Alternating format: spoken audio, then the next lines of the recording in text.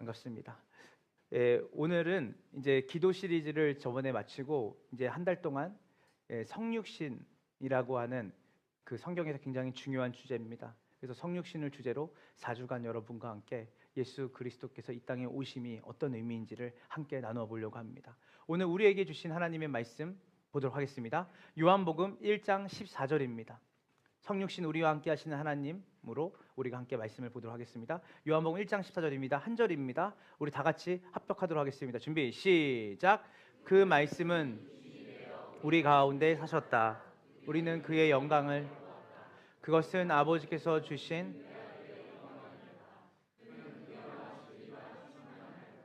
아멘, 아멘입니다. 여러분들은 혹시 어릴 때 숨바꼭질을 해보신 적 있으세요? 다들 있으시죠? 저희 아이들은 지금도 숨바꼭질을 하고요. 집에 아이들이 들어오면 엄마 아빠도 숨습니다. 그래서 우리는 서로 숨어요. 근데 가끔 아이들이 아빠가 엄마가 너무 잘 숨어서 못 찾습니다. 잘 못 찾는데 애들이 한참 찾다가도 막 못 찾으니까 막 애들이 막 헤매요.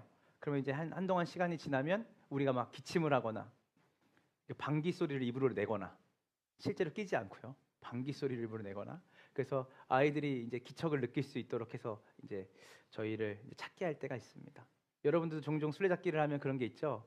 친구들이 찾다가 도저히 못 찾는 것처럼 보이니까 마지막에 나 여기 있지롱 하고 나타나잖아요, 여러분들이. 자, 제가 이 얘기를 왜 하냐면요, 인간의 역사는 늘 하나님을 찾는 역사였어요. 우리를 구원할 구원자, 우리의 삶에 정말 참된 만족을 주는 그 무언가의 절대자, 말로 말할 다 우리가 표현할 수 없지만 늘 우리를 구원하는 존재를 인간은 늘 찾고 찾았죠. 그래서 여러분이 잘 아는 것처럼 그 하나님을 찾기 위해, 나를 구원할, 내 삶에 참된 만족과 기쁨을 줄 그 무언가를 찾기 위해 철학도 만들고요, 종교도 만들었죠. 그래서 온갖 노력을 다 했습니다.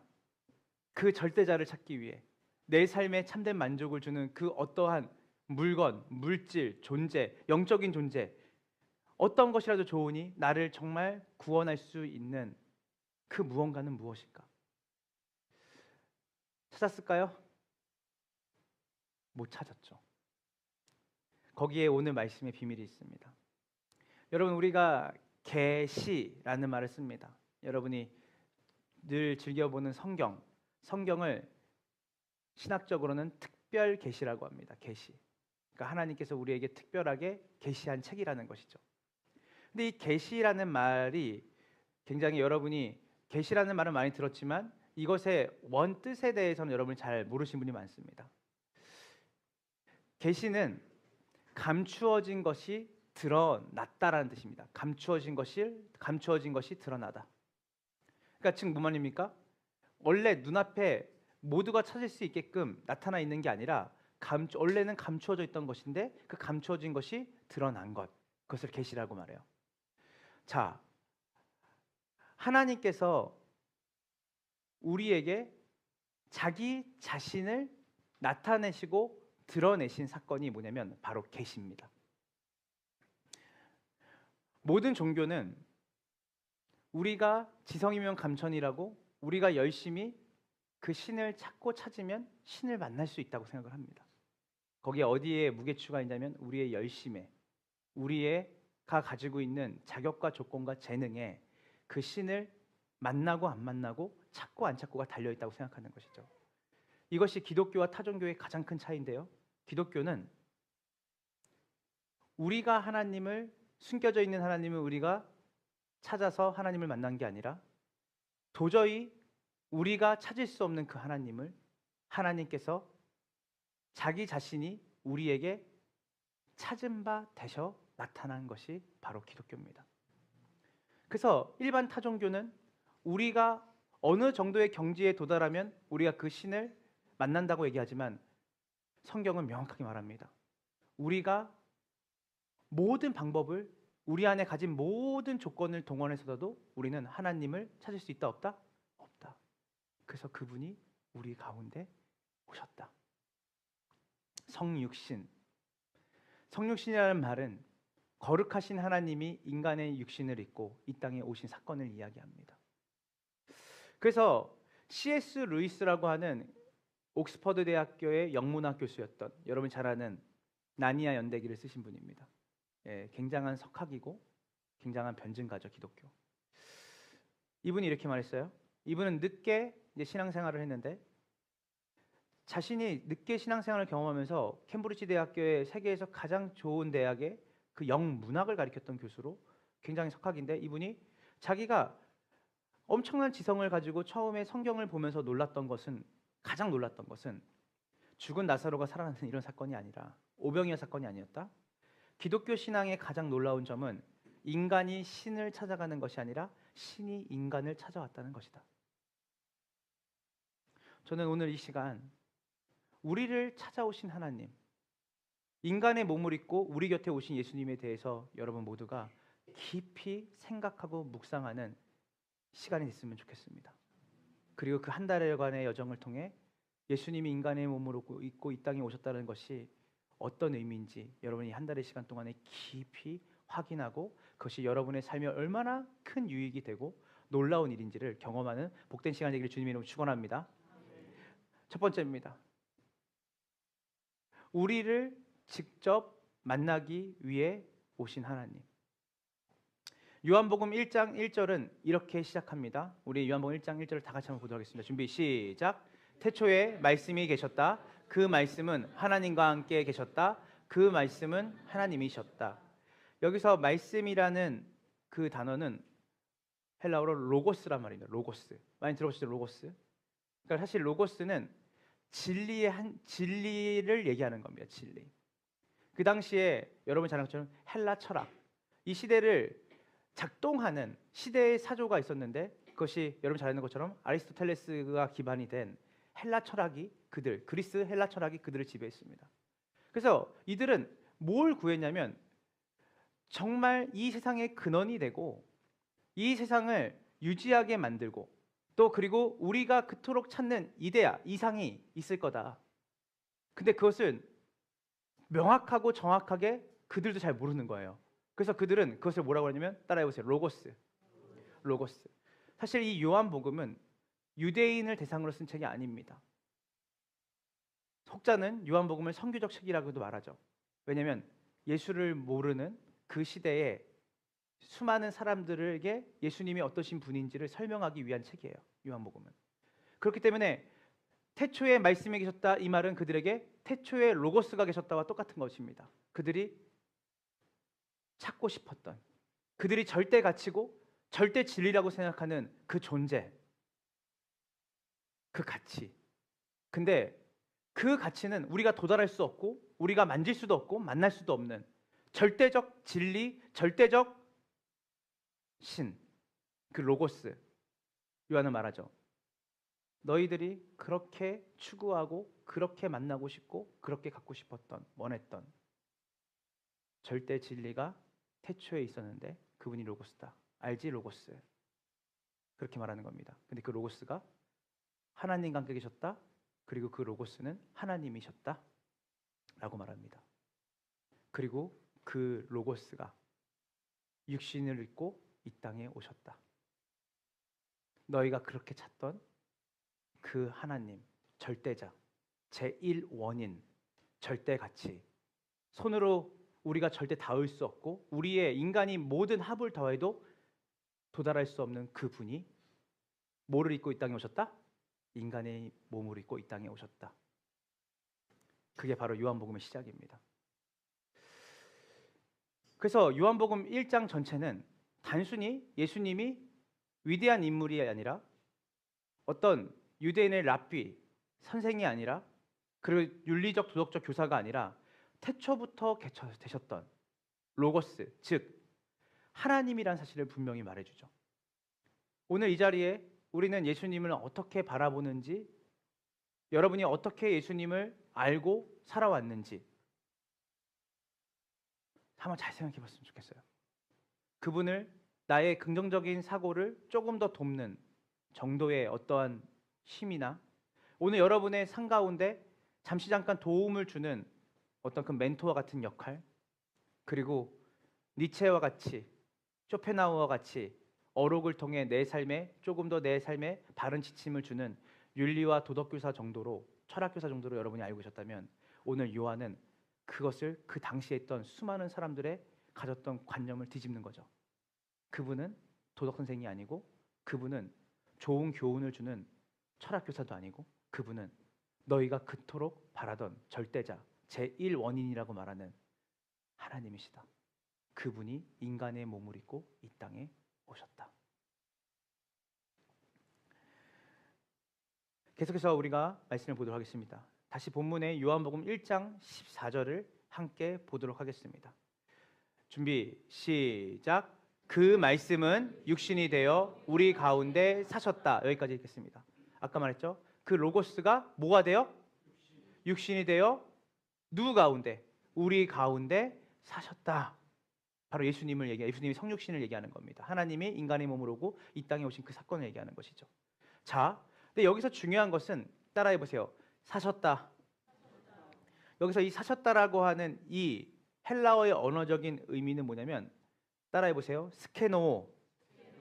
스케노라고 하는 단어를 씁니다. 사실 이 스케노라는 이 헬라어 단어가 왜 중요하냐면, 이 스케노의 뜻이 뭐냐면, 따라해 보세요. 장막을 치다, 장막을 치다, 성막을 치다, 똑같은 말입니다. 사실 구약에서는 이 단어를 히브리어로는 어떻게 썼냐면, 예수님의 하나님이 임재하시는 성막, 하나님이 거하시는 장막을 상징할 때 바로 이 오늘 단어 스케노, 사셨다라는 단어를 썼습니다. 무슨 말입니까? 여러분, 구약에서 하나님은 성막에 계셨거든요. 여러분이 잘 아시는 것처럼 이스라엘 백성들이 출애굽할 때 성막을 중심으로 그들이 행군했고, 성막을 중심으로 그들이 진영이 짜졌습니다. 그러면 그 성막은 누가 출입할 수 있었을까요? 이스라엘 백성들이 내가 기도하러 가야지 라고 해서 들어갈 수 있는 성막이 아니었습니다. 성막은 하나님의 현현, 하나님이 거하시는 집이었거든요.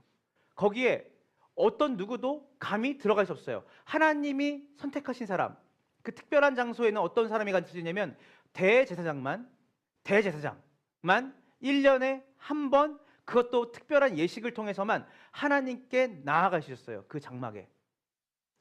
그런데 예수님이 이 땅에 오신 그 사건을 뭐라고 말하냐면, 그 하나님이 인간의 몸을 입고 이제는 너희 안에 사신다.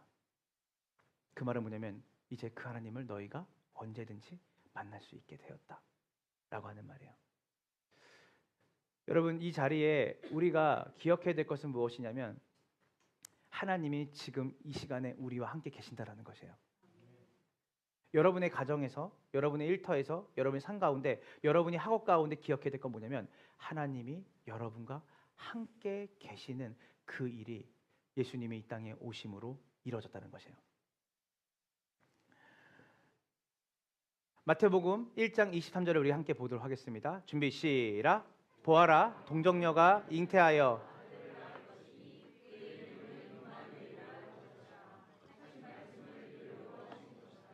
임마누엘은 번역하면 하나님이 우리와 함께 계신다라는 뜻이다. 자, 여기서 보는 동정녀가 누구죠? 마리아예요. 마리아가 잉태하여 아들 예수님을 낳은 거죠.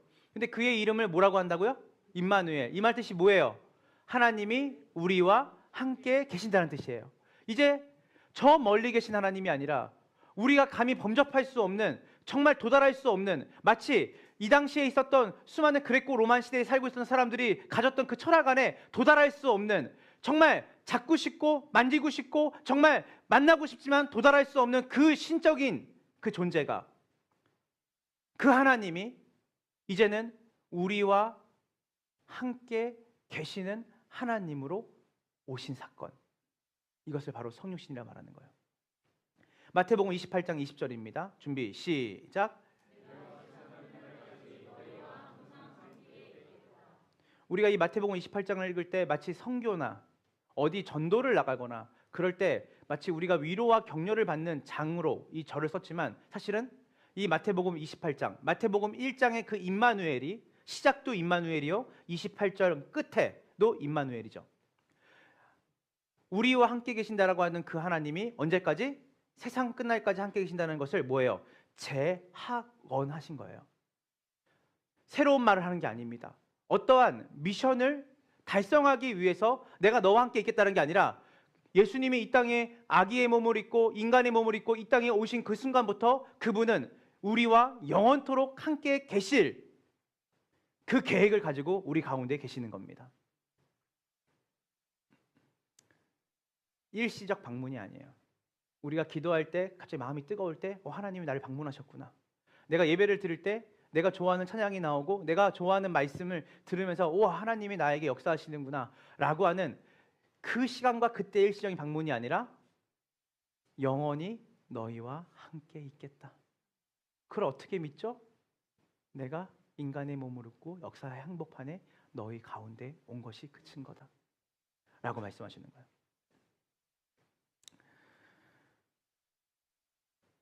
어떤 나라에 이제 위대한 왕이 있었습니다. 제가 많이 생각해봤어요. 어떻게 더 이것을 와닿게 얘기할까? 이 왕은 자신의 백성을 진심으로 사랑했어요. 근데 한 가지 고민이 하나 있었죠.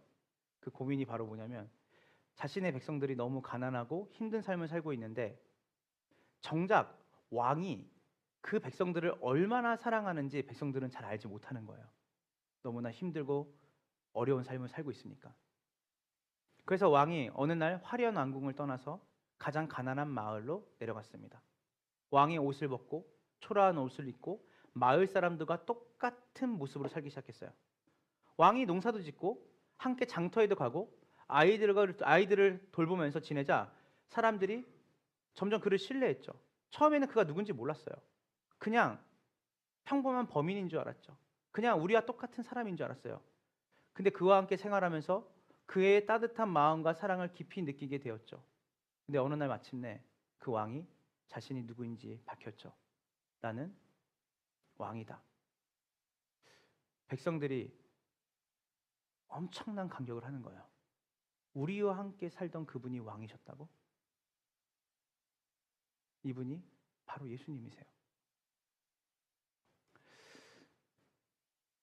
빌립보서 2장 6절과 7절을 함께 보도록 하겠습니다. 준비 시작. 그는 하나님의 모습을 지니셨으나 하나님과 동등함을 당연하게 생각하지 않으시고 오히려 자기를 비어서 종의 모습을 취하시고 사람과 같이 되셨습니다. 그는 사람의 모양으로 그는 하나님의 모습을 지니셨으나 그분 하나님이세요. 그러나 그분은 하나님과 동등됨을 당연하게 생각하지 않으시고 오히려 자기를 비어서 종의 형체, 종의 모습, 바로 우리의 모습이죠. 취하시고 우리와 같이 되셨습니다. 왜 그렇게 되셨을까요? 우리를 구원하시기 위해서 그렇게 되신 거예요.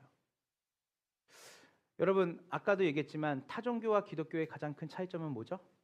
타종교는 우리의 열심으로 우리가 그 신과 가까워질 수 있다고 생각을 해요. 우리의 지성이면 감천이 그 신의 마음을 감동케 하면 그 신을 찾을 수 있다고 생각하는 거예요. 그런데 성경은 우리는 절대 하나님과 가까워질 수 없고 우리의 노력으로는 결코 하나님께 이룰 수 없다라고 얘기를 해요. 그 간격을 누가? 그 하나님과 우리와의 관계. 손가락으로 세상을 지으신 하나님, 성경이 말하는 온 우주를 말씀으로 창조하신 그 하나님과 우리와의 그 간극을 우리가 메꿀 수 있다고요? 우리의 노력이 메꿀 수 있다고요? 성경은 그럴 수 없다. 그 간격을 메꿀 수 있는 유일한 분은 사람이 아니라 하나님 그 자신이다. 그래서 그 하나님이 그 간격을 스스로 좁히신 사건이 성육신이고 그분이 오셔서 그 좁히신 그 관계 속에서 우리를 그분과의 가장 친밀한 자녀와 아버지와의 관계로 만드신 그 사건이 바로 십자가 사건입니다.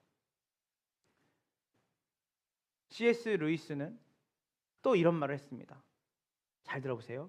성육신은 하나님이 인간의 몸을 입고 이 땅에 오신 그 사건은 하나님이 인간 역사의 한복판에 발을 들여놓으신 사건이다.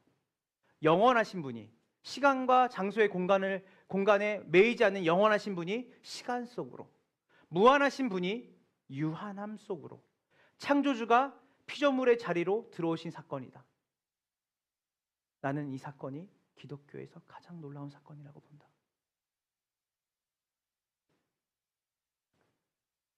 늘 하나님을 우리와 함께 계신다라고 아까도 찬양 부르고 정보로 들으니까 그냥 함께 계시나 보다라고 생각하는데 이 성육신이 기독교 역사상의 가장 위대한 사건입니다. 지금 우리와 하나님이 함께 계시고 그 하나님이 우리와 호흡하십니다. 믿으세요? 그 함께 계시는 분이 단순히 옆집 아저씨, 친한 형, 나에게 조금을 도움을 줄 수 있는 종교적 어떤 내가 만들어낸 욕망의 산물이 아니라 온 우주를 말씀으로 만드신 하나님이 지금 여기에 우리와 함께 계시고 영원히 여러분의 삶 가운데 함께 계신다고 하는 것이에요. 자연스럽게 우리와 함께 계신 하나님에 대한 이해는 두 번째, 우리의 고통을 아시는 하나님에 대한 이해로 넘어가죠. 여러분, 인생을 살면서 가장 힘들 때 가장 위로가 되는 사람과 위로가 되는 말이 뭔지 아세요? 위로가 되는 사람은 어떤 사람인지 알아요? 나와 같은 경험을 가진 사람입니다. 우리 육아를 하는 어머니를 남편이 괜찮아, 내가 있잖아, 내가 이 마음 다 알아. 이게 뭘 알아? 그런데 그 육아를 그 시기에 같이 하는 엄마들이 얼마나 힘들어요. 저도 아이 이렇게 모유 먹일 때 진짜 힘들었어요 라고 한마디 하면 그 공감이 되는 거죠. 아이 처음에 어린이집에 이제 들어갈 때, 초등학교 처음 들어갈 때 그 떨림, 그 시간에 동시간을 같이 보내는 그 엄마들의 그 공감되는 말, 그 한마디. 나도 그런 경험 있어. 정말 힘들지 않아? 정말 힘들었겠다. 같은 경험을 공유한다라는 것은 참된 위로를 우리에게 허락하죠. 그래서 비슷한 경험을 해본 사람의 위로는 특별한 힘이 있죠. 왜냐하면 진짜 공감이 담겨있기 때문이에요. 진짜 경험해본 사람의 공감. 그래서 제가 아내랑 12년, 13년을 살고 있는데 아직 공감을 못합니다. 잘. 제가 아이를 못 낳았거든요.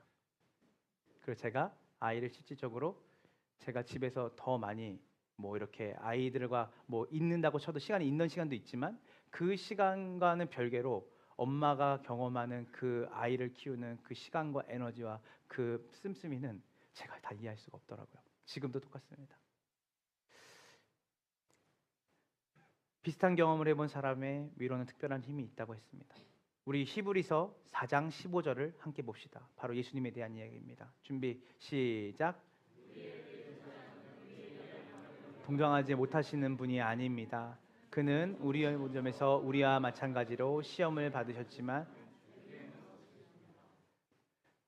여기서 대제사장은 예수님이 말하는 겁니다. 그분은 우리의 연약함을 동정하지 못하시는 분이 아닙니다. 그는 모든 점에서 우리와 마찬가지로 시험, 그러니까 우리가 겪는 여러 가지 어려움도 그 하나님이신 그분이 인간의 몸을 입고 다 경험하셨습니다 라고 말하는 거예요. 그래서 그분은 우리를 공감하시고 동정하실 수 있는 분이라는 거예요. 또 이어서 보겠습니다. 이사야 53장 3절에 예수님에 대한 설명을 이사야가 합니다. 준비 시작. 고통을 많이 겪었다. 그는 언제나 병을 앓고 있었다. 사람들이 그에게서 얼굴을 돌렸다. 그가 멸시를 받으나 우리도 덩달아. 자, 여러분, 사람들한테 음해당하고 내가 하지 않은 일에 대해서 사람들이 뒤에서 안 좋은 소문을 퍼뜨리고 또 여러분들을 사람들이 비천하게 여기고 멸시하고 그리고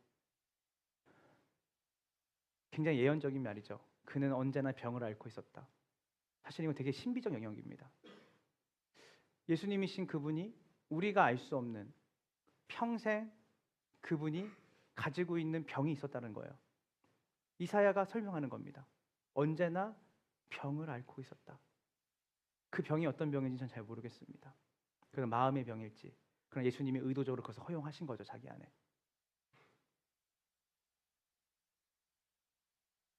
왜 그러셨을까요? 우리를 동정하시고 우리의 고통을 함께 체휼하시기 위해서요. 국제 YM이라고 하는 큰 단체가 있습니다. 거기는 이제 지금은 돌아가신 예수전도단이라고 하는 그 국제 단체를 만든 분이시죠. 로렌 커닝햄이라는 분의 아내가 있습니다. 예, 이름이 달린이죠. 달린이라고 하는 그 아내분이 있는데 지금 두 분 다 지금 고인이 되셨어요. 90살이 훌쩍 넘으셨거든요. 얼마 전에 돌아가셨습니다. 근데 이 로렌커님의 목사님이 워낙 복음 사역에 활발하게 있고 선교사들을 응원하고 격려해주고 또 선교 동원을 하시는 분이었어요. 국제적으로 수십 개의 나라에 이분의 활동 영역이 넓었습니다. 근데 어느 날 이제 자기 아내가 이제 자기가 이제 그 출장을 마치고 여러 선교지를 다니면서 격려하고 동원하는 사역을 마치고 들어왔는데 그 아내가 했던 이야기를 이제 그가 자기의 자서전에 담담하게 써내려갑니다. 아내가 아이를 낳은 거예요. 근데 로렌 커닝햄은 1년에 4개월, 3분의 1을 집에 못 들어왔답니다. 왜냐하면 복음 사역을 하느라고 자기에게 맡기신 부르심이죠. 하는데 어느 날 달린이 그 갓난아기를 팔에 안고 이렇게 자는데 남편이 없는 그 밤이 너무 무서웠던 거예요. 그렇지 않겠어요? 뭐 남편 없어도 우리 믿음으로 살아야지 이게 아니라 너무 무섭고 두렵고 그래서 아이를 꼭 껴안아도 꼭 껴안고 둘이 벌벌 떨면서 있는데도 그 두려움이 가시지 않아서 또 외로움이 가시지 않아서 하나님 저는 왜 이렇게 살아야 됩니까? 우리 가정은 왜 이렇게 살아야 됩니까?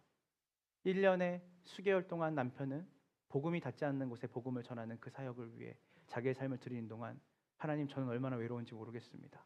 저는 너무 고독합니다. 그러면서 이렇게까지 얘기가 나갑니다. 예수님은 결혼을 안 해보셔서 이 마음 모르시죠? 예수님은 아이를 안 낳아보셔서 그걸 모르시죠? 근데 그날 밤에 똑똑히 선명한 목소리로 음성으로 예수님이 그렇게 말씀하셨대요. 내가 네 외로움과 네 그 생이별을 한 그 고통을 내가 모른다고? 네 고립과 외로움을 내가 모른다고? 나는 창조 전부터 단 한 번도 분리된 적 없었던 아버지와 십자가에서 나는 헤어져 봤다. 나는 버림을 받아봤고 우리는 그 사랑의 공동체가 깨지는 경험을 십자가에서 했다. 우리는 단 한 번도 분리된 적이 없었다. 그래서 내가 너의 외로움을 안다. 네가 어떤 외로움을 갖는지. 사람은 우리를 공감 못합니다. 죄송합니다.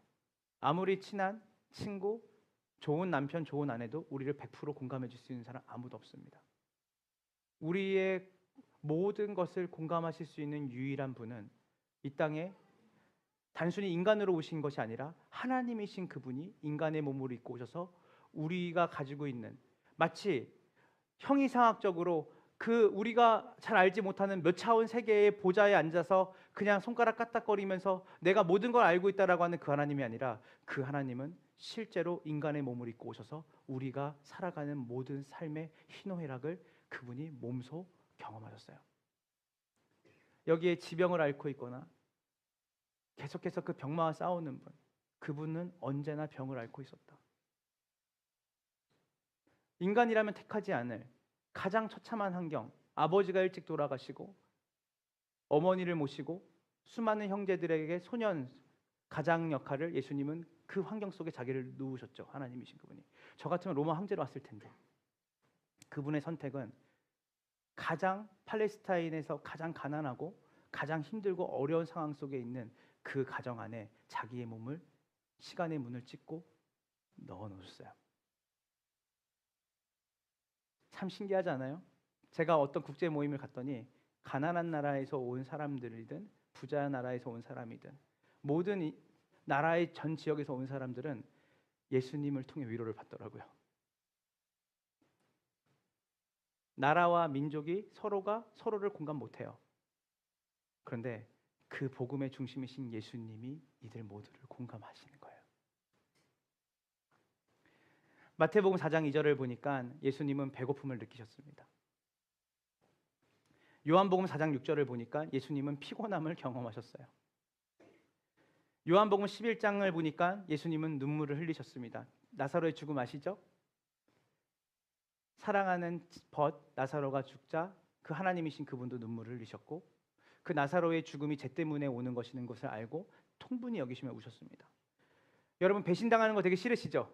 네가 감히 내 등에 칼을 꽂아? 예수님은 칼 11방 맞으신 거 아시죠? 12방이군요. 많이 먹었다 할 정도가 아니라 일시에 예수님은 한 명도 남지 않았습니다. 제가 살면서 가장 힘든 게 이런 부분이거든요. 그러니까 그 믿었고 사랑했던 사람들이 나에게 돌아설 때 3년 반 동안 자신의 전부를 주고 사랑했던 그 제자들이 예수님이 잡혀가는 그날에 단 한 명 남지 않았습니다. 마가라고 하는 그 어린 제자는 자기 책에 뭐라고 썼냐면 옷을 홀라당 벗고 도망친 사람도 있더라. 근데 그게 누굴까요? 자기 자신을 얘기한 거예요. 잡힐까봐 자기 몸을 감추려고 옷을 다 벗고 그렇게 주님 사랑을 받았던 제자가 그냥 다 버리고 갔어요. 여러분이 배신당하는 그 밤, 내 주변에 내가 그렇게 사랑했던 친구와 사랑했던 내 가족이 나를 배신한다고 느꼈던 그 밤을 주님 아실까? 예수님은 누구보다 잘 아세요. 왜냐하면 그분이 그 배신을 경험하셨거든요. 배고플 때 예수님이 배고픔을 아실까? 네, 예수님도 배고픔을 경험하셨어요. 그럴 필요 없는 분이에요, 원래. 근데 그분의 사랑은 우리가 가지고 있는 모든 것을 함께 공감하시기 원하시는 사랑이었어요. 그래서 예수님이 우리가 경험하는 모든 아픔과 상처를 직접 경험하셨고, 그래서 우리의 고통을 누구보다 잘 아십니다. 저는 오늘 여러분의 삶에 얼마나 많은 고통과 어려움과 힘듦이 있는지 저는 모릅니다. 그러나 한 가지 확실한 것은 예수님은 아십니다. 그 예수님이 여러분과 함께 계시고 여러분의 고통을 다 아신다라는 그 사실이 여러분에게 참된 위로가 되어지는 복된 주일이 되기를 축원합니다. 마지막입니다. 예수님의 성육신은 하나님의 은혜와 진리를 온전히 보여주십니다. 요한복음 1장 14절에 우리 다 같이 한번 읽어보도록 하겠습니다. 준비 시작. 그 말씀은 육신이 되어 우리 가운데 사셨다. 우리는 그것은 아버지께서 주신 외아들의 영광이었다. 예수님이 이 땅에 오신 이유는 우린 바로 십자가로 가는, 우린 직진을 많이 선택하잖아요. 예수님 오신 건 십자가를 지러 오셨지, 그거보다 더 큰 의미의 성육신의 의미가 있습니다. 예수님이 이 땅에 오신 이유는 단순히 인간이 되시기 위해서 오신 것도 아니고 단순히 그냥 십자가에서 빨리 후다닥 우리의 죄를 대속하러 오신 게 아닙니다. 많은 분들이 이렇게 저한테 물어보거든요. 하나님이 계시다면 하나님은 어떻게 말을 하시고 어떻게 사셨을까요? 하나님 만약에 계시다면 그분은 어떠한 실체를 가지고, 그분은 어떠한 문제에 있을 때 어떻게 선택하시고, 그분은 어떠한 언행을 하실까요? 너무 궁금해요. 왜냐하면 하나님은 안 보이고 하나님은 우리가 잡히지 않으니까요. 여기서 말을 합니다. 그는 은혜와 진리가 충만했다. 이 말이 뭔지 아십니까? 예수님의 삶 자체가 하나님이 어떠신 분이신지를 보여주는 완전한 계시였거든요.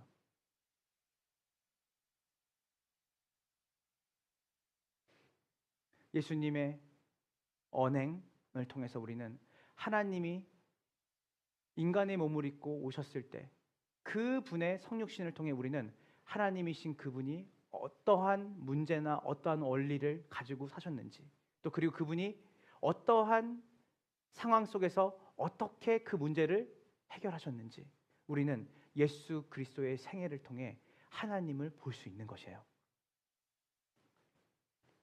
예수님은 슈바이처가 얘기를 하죠. 둘 중에 하나다. 진짜 하나님이든지 진짜 미치광이든지. 예수님은 사랑을 가르치신 분이 아니에요. 그분은 사랑을 가르치신 분이 아니라 그분이 사랑의 본체셨거든요. 그분은 우리에게 믿음을 가르치지 않았고 믿음이 무엇인지 그분을 통해서 보이셨죠. 진리와 은혜와 진리가 충만하였다. 그 예수님을 통해서 그 하나님의 진리, 하나님의 하나님 되심이, 하나님의 은혜가 충만하게 우리의 눈앞에 현실적으로 나타났다. 예수님은 죄인들과 함께 계셨고요. 세리와 창녀들과 먹고 마셨죠. 그분은 받는 것보다 주는 것이 복되다라고 말씀하시면서 사랑을 문자적으로 정의한 게 아니라 그 사랑이 어떠한 사랑인지 보여주셨죠. 카리스, 아헤브, 아가페, 이 은혜가 말하는 것 같이 통용해서 쓸 수 있는 단어들입니다. 지금. 근데 그 은혜를 성경은 뭐라고 정의하냐면 따라해 보세요. 자격 없는 자에게 값없이 주시는 하나님의 선물. 이것이 은혜거든요. 자, 예수님이 아까 누구와 함께 계셨다고요? 죄인과 함께 계셨고요. 세리와 창녀와 병자들과 함께 먹고 마셨어요. 그리고 십자가에서 백부장도 놀랄 만큼, 로마의 군병 놀랄 만큼 그분은 십자가에 자기를 못 박는 사람들에게 뭐랬냐면 저들은 저들의 죄를 알지 못하니까 하나님 용서해달라고 했어요. 여러분 이게 가능합니까? 여러분 그거 아세요? 이 은혜가 충만케 되었다라는 하나님의 가장 큰 속성입니다. 이 은혜는 율법의 한계를 뛰어넘는 거예요. 여러분 율법이 뭐죠? 하나님 자신을 나타내신 것이 율법이에요. 바로 성경이라고 말할 수도 있습니다. 근데 여러분 그 율법은 우리를 뭐 하냐면 정죄합니다. 정죄. 여러분 하나님의 말씀대로 살 수 있어요, 없어요? 예수님이 만났던 사람들이 다 어떤 사람들인지 알아요? 하나님의 말씀의 기준에 도달할 수 없는 사람들이었습니다. 삭개오, 혈루증 걸린 여인, 문둥병자들, 그리고 38년 동안 누워있던 병자, 성전에 그 당시에 건물로 세워진 그 화려한 성전에 사람들이 하나님이 거의 거하신다고 믿었는데 이 사람들은 그 성전에 들어갈 수 없는 사람들이었어요. 신기하지 않아요? 하나님이 인간의 몸고 이 땅에 오시자마자 그 화려한 성전에 앉아 계시지 않았어요. 그분이 찾아가셨어요. 삭개오를 찾아가셨어요. 그분이 문둥병자들을 찾아가셨어요. 아들을 잃은 나인성의 과부를 찾아가셨어요. 절대로 하나님께 나올 수 없는, 도달할 수 없는 사람들에게 누가 찾아가셨다고요? 예수님이 찾아가셔서 은혜를 입으로 설명한 게 아니라 하나님의 은혜가 얼마나 크고 놀라운지를 보여주셨어요.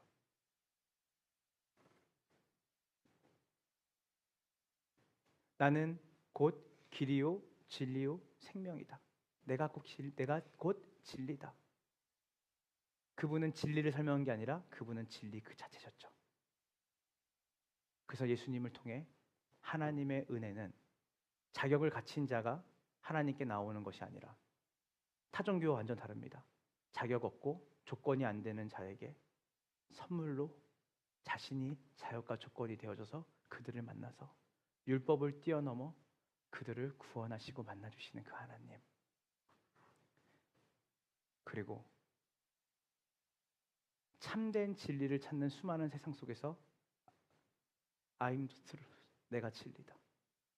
내가 너희가 찾는 그 하나님이다를 자신의 우리는 볼 수 없는 우리는 알 수도 없는 그 진리요 그 은혜 되시는 그 하나님의 사랑과 그 하나님의 하나님 되심을 그분이 인간의 몸을 입고 이 땅에 오셔서 우리 가운데 보이신 그 위대한 사건 바로 그것이 성육신입니다. 말씀을 마무리합니다. 오늘 말씀을 통해서 우리 첫 번째 시간이죠. 예수님이 이 땅에 오신 이유는 단순한 일회성 방문이 아니라 그분이 우리와 함께 하시기 위해 임마누엘 하시기 위해 우리의 삶 한가운데로 들어오셨어요. 솔직히 신앙생활하면서 이런 생각 많이 있죠? 하나님이 정말 나와 함께 하시는 걸까? 아이자야 컨퍼런스나 수련회 가면 거기에만 하나님이 일시 방문하는 건 아닐까? 기도에도 응답이 없고 하나님이 너무 멀게 느껴지는. 성경은 단호하게 말하죠. 말씀이 육신이 되어 우리 가운데 거하심에. 말씀이 육신되어 우리 가운데 사심에. 하나님 멀리 계신 분이 아니라 지금 현재 여러분과 함께 계십니다. 우리가 하나님을 찾기 전에 하나님이 먼저 우리를 찾아오셨고 우리가 하나님을 붙잡기 전에 하나님이 먼저 우리를 붙잡고 계셨어요. 자, 하나님이 함께 하시면 우리에게 무엇이 달라질까요? 오늘 앞에 말했던 세 가지의 대지가 똑같이 적용됩니다. 오늘 삶이 무너지고 주저앉고 싶은 순간을 맞닥뜨린 분들이 있을 수 있죠. 이사야 41편 10절에 이렇게 말합니다. 내가 너와 함께 있으니 두려워하지 말아라. 내가 너의 하나님이니 떨지 말아라. 내가 너를 강하게 하겠다. 내가 너를 도와주고 내 승리의 오른팔로 너를 붙들어 주겠다. 하나님이 함께 계시면 뭐가 달라지냐고요? 두려움이 떠나갑니다. 하나님이 함께 계시면 뭐가 달라지냐고요? 강해집니다. 약했던 내 마음이 강해지고 하나님이 함께 계심으로 그 문제보다 크신 하나님이 나와 함께 계신다라는 그 사실 때문에 내 삶에 다시 활력이 돋기 시작합니다. 신명기 31장 6절을 보면 마음을 강하게 하고 용기를 내십시오. 그들 앞에서 두려워하지도 말고 무서워하지도 마십시오. 주 당신들의 하나님이 당신들과 함께 가시면서 당신들을 떠나지 않으시고 버리시지도 않으실 겁니다. 하나님이 우리와 함께 하시면 우리 앞에 있는 문제가 우리를 두렵게 하고 무서워하는 것이 아니라 그 문제와 두려움도 하나님의 통제 안에 있다는 것을 하나님이 깨닫게 하시고 우리 안에 평안을 주신다는 것이에요.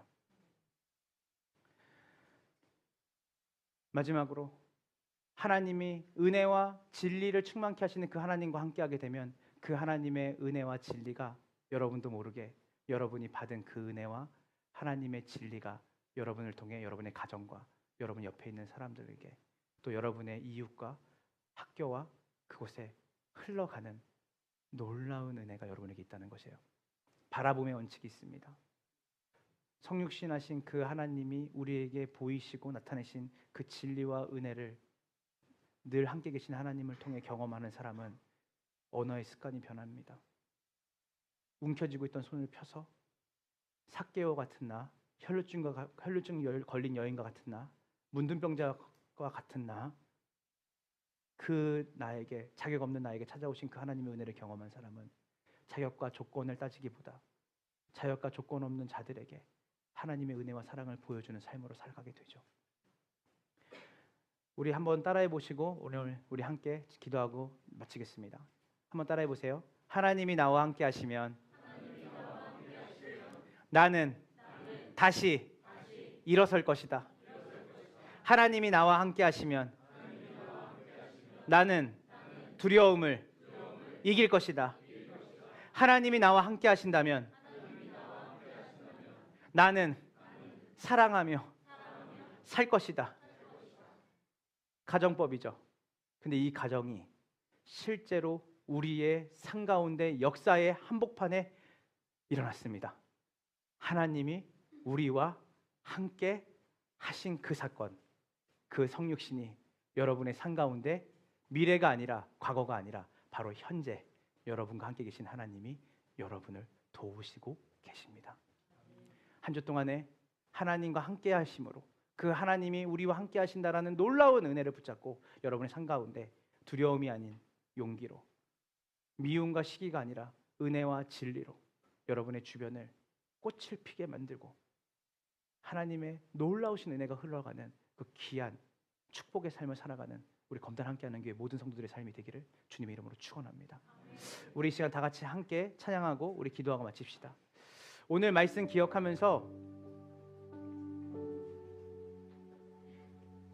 우리 함께 곡조 있는 기도를 올려드릴 텐데요.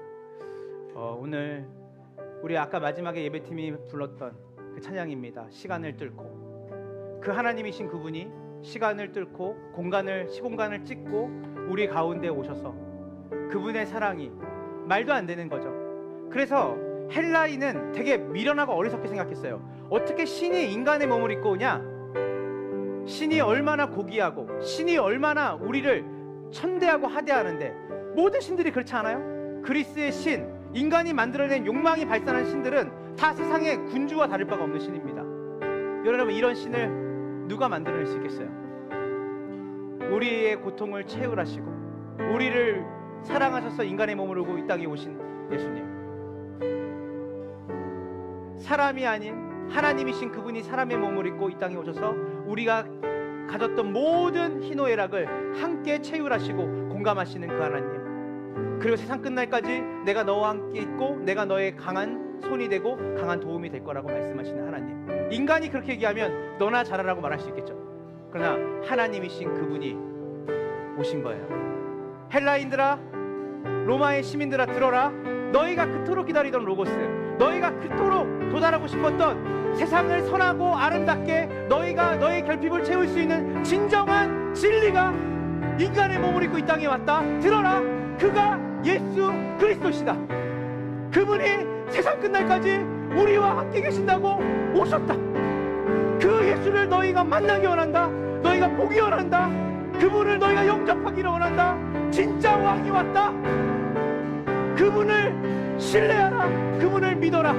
그것이 바로 이 요한복음 전체의 왕으로 오신 하나님이신 예수님에 대한 이야기입니다.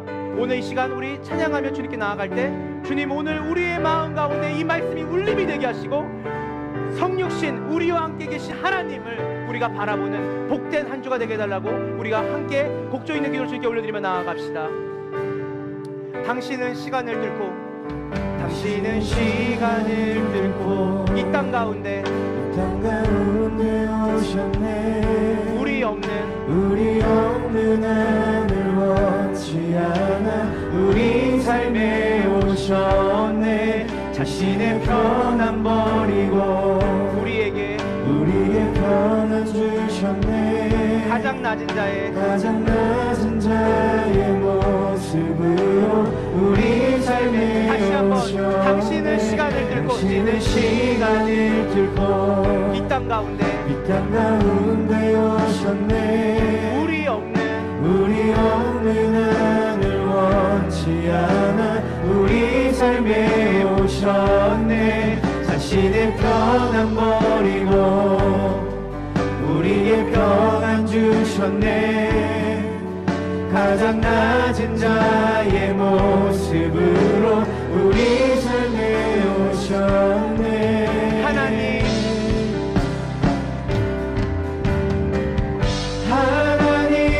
우리와 영원히 함께 하시네. 꿈없는 우리에게 그 나라 보여주시네. 연약한 자들의 친구가 되어주시고 힘없는 우리의 인생을 위로하시네. 하나님 우리와 영원히 함께 하시네. 꿈없는 우리에게 그 나라 보여주시네. 연약한 자들의 친구가 되어주시고 힘없는 우리의 인생을 위로하시네. 하나님 우리와 영원히 함께 하시네. 꿈없는 우리에게 그 나라 보여주시네. 연약한 자들의 친구가 되어주시고 힘없는 우리의 인생을 위로하시네. 하나님 우리와 영원히 함께 하시네. 그 나라 보게 주시네. 연약한 자들의 친구가 되어주시고 힘없는 우리에게 인생을 위로하시네. 우리 이 시간 두 가지 기도를 하려고 합니다. 첫 번째, 되게 외로움을 느끼고 또 인생의 삶을 살면서 하나님이 되게 멀리만 느껴지고 하나님이 아니더라도 내가 가지고 있는 그 어떠한 내 능력과 자격을 의지해서 사는데 결국 돌아오는 것은 끊임없는 결핍, 끊임없는 공허함, 다른 것으로 채워지지 않는. 그 당시에 그레코 로마에 살았던 수많은 로마의 사람들이 헬라적 철학을 가졌던 사람들이 그 로고스를 우리가 어떻게 닿을 수 있을까? 요한은 말하죠. 너희가 찾아가서 닿을 수 있는 게 아니다. 너희가 그 간극을 좁혀서 만날 수 있는 게 아니다. 그분이 오셨다. 너희의 가정에, 너희의 삶에, 너의 환경에 너가 그분을 찾은 게 아니라 그분이 너희를 찾아오셨다. 로고스가 말씀이 육신을 입고 이 땅에 오셨다. 너가 어떤 환경에 자랐는지, 너가 어떤 삶을 살고 있는지, 그분은 형이상학적으로 먼 보좌에 앉아서 너를 내려다보는 인간이 만들어낸 그 무감각하고 인격적이지 않는 그 신이 아니라 그 하나님은 너의 출생을 하시고 네 살아온 삶 속에서 네가 고통받고 아파하는 그 모든 것을 다 아시는 분이시다. 그리고 그분은 너를 공감하시는 분이시다. 그분은 너를 싸매시는 분이시다. 그리고 그분은 하나님이시다. 그리고 그분은 너를 일으켜 세우실 수 있다. 너의 인생 가운데 어두운 것을 몰아낼 수 있고 소망 없는 너의 삶 가운데 소망을 주실 수 있는 분이시다.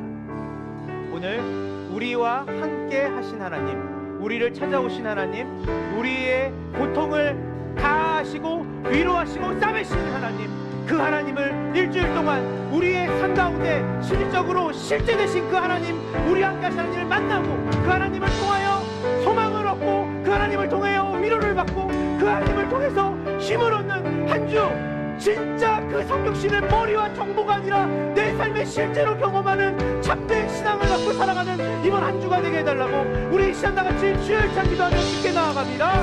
주여, 오 하나님, 이 시간 가운데 한 주간 우리의 삶 찾아오신 하나님, 인간의 몸을 입고 이 땅에 오신 예수 그리스도, 우리의 배고픔, 우리의 필요함, 우리 안에 있는 그 질병, 또한 우리 안에 있는 그 고통, 그 안에 살아오면서 오는 수많은 고난과 어려움, 그것을 다 아시는 하나님, 그 예수님께 우리의 마음을 아뢰 때 우리의 경험을, 우리 안에 있는 그 인생을 기가 막히게 공감하시는 그 하나님의 은혜, 단순히 우리의 좋은 친구, 공감하는 친구를 넘어 우리 인생의 어두움을 빛으로 바꾸실 수 있는 하나님, 우리 인생의 절망을 소망으로 바꾸실 수 있는 하나님, 그 하나님이 우리를 일시적으로 방문하신 게 아니라 영원히 너희와 함께 있겠다. 그것이 내가 온 이유다. 내가 너희와 함께 거하겠다. 내가 너희의 가정의 장막을 치겠다. 내가 너희의 인생의 장막을 치겠다. 두려워하지 말아라. 놀라지 말아라. 외로워하지 말아라. 내가 너와 함께 있겠다. 내가 너의 삶 가운데 내가 너와 함께 거하겠다. 오 하나님, 모든 것이 조건절입니다. 하나님이 함께 하시면 우리가 두려워하지 않을 수 있습니다. 하나님이 함께 하시면 우리가 믿을 때 우리 안에 그 문제가 작아 보이고 하나님이 우리가 함께 계신다는 것을 우리가 실제로 누릴 때 우리의 삶 가운데 참된 위로와 경험이 있습니다. 우리 사랑하는 검들 함께하는 교회 성도들의 삶 가운데 성육신 우리와 함께 계신 함께 하시는 하나님 만나는 복된 한 주 되게 하여 주시옵소서.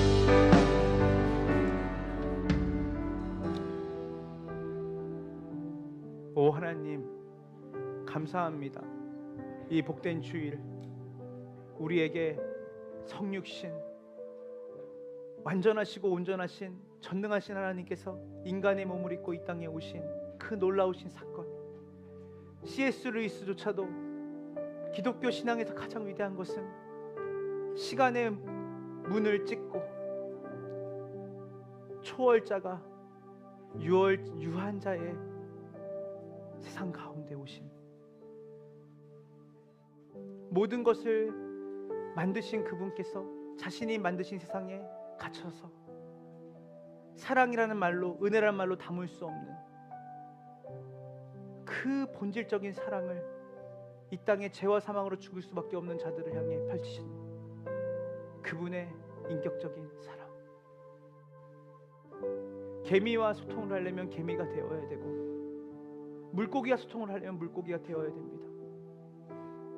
주님이 우리에게 참된 진리와 참된 은혜가, 참된 구원이 바로 당신께 있음을, 하나님께 있음을 보여주시기 위해 우리로 우리의 형상을 입고 우리에게로 오셨습니다. 주님 감사합니다.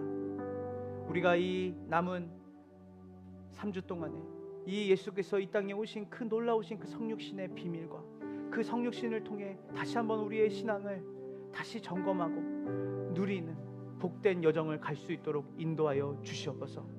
한 주간 이들의 삶 가운데 지금 우리와 함께 계신 그 하나님이 정보가 아니라 실제로 이들의 삶 가운데 경험이 되어지고, 하나님을 누리며 우리가 하나님을 찾기보다 우리를 찾아오신 그 하나님의 사랑 안에 거하게 되어지는 놀라운 은혜가 이들의 일터와 이들의 삶과 이들의 학업의 현장, 가정 되어질 수 있도록 인도하여 주시옵소서.